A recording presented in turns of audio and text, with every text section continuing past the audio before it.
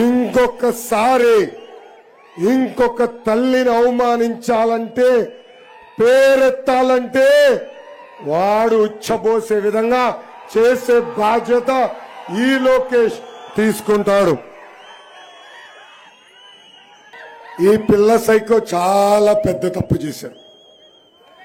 దేవాలయం లాంటి Gannavaram Telugu Desam party office పై దాడి చేశాడు. ఏకంగా ఆ ఆఫీస్ ని తగలబెట్టాడు. అతను గెలుపు కోసం పనిచేసిన తెలుగుదేశం పార్టీ కార్యకర్తలపై నాయకులపై దొంగ కేసులు బనాయించి ఏకంగా జైలుకు పంపించాడు ఈ పిల్ల సైకో. ఆ పిల్ల సైకోకి భయం పరిచయం చేసే బాధ్యత ఈ లోకేష్ తీసుకుంటాడని గన్నవరం కార్యకర్తలకి నేను హామీ ఇస్తున్నా.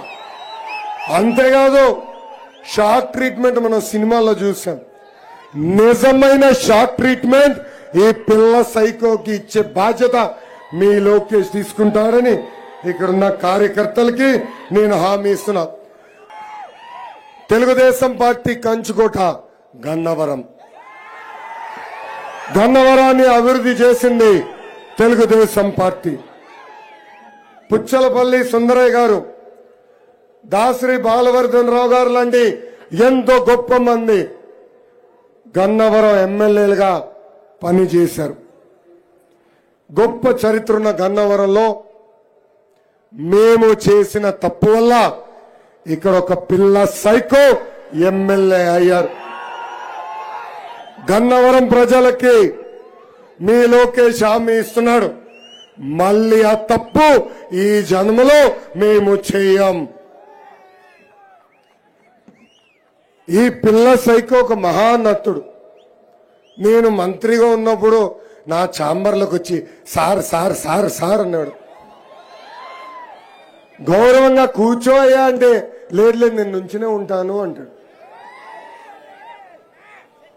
ఏకంగా 3 సార్లు అవకాశం ఇచ్చిన పార్టీకి వెన్నుపోటు పొడిసి ఈ పిల్ల సైకో ఆ పెద్ద సైకోతో చేతులు కలిపాడు.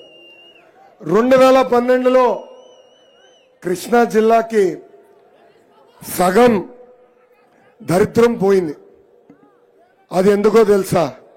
ఆనాడు సన్నబియ్యం సన్నాసి పోయాడు.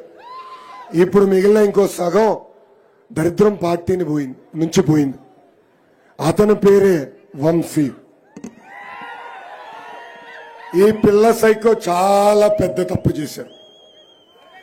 దేవాలయం లాంటి గన్నవరం తెలుగుదేశం పార్టీ ఆఫీస్ పై దాడి చేశాడు. ఏకంగా ఆ ఆఫీస్ ని తగలబెట్టాడు.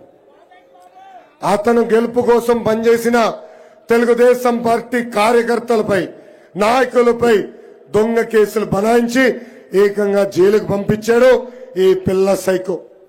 ఆ పిల్ల సైకోకి భయం పరిచయం చేసే బాధ్యత ఈ లోకేష్ తీసుకుంటాడని గన్నవరం కార్యకర్తలకి నేను హామీ ఇస్తున్నా.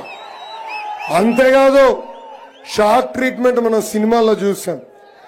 నిజమైన షాక్ ట్రీట్మెంట్ ఈ పిల్ల సైకోకి ఇచ్చే బాధ్యత మీ లోకేష్ తీసుకుంటాడని ఇక్కడున్న కార్యకర్తలకి నేను హామీ ఇస్తున్నా.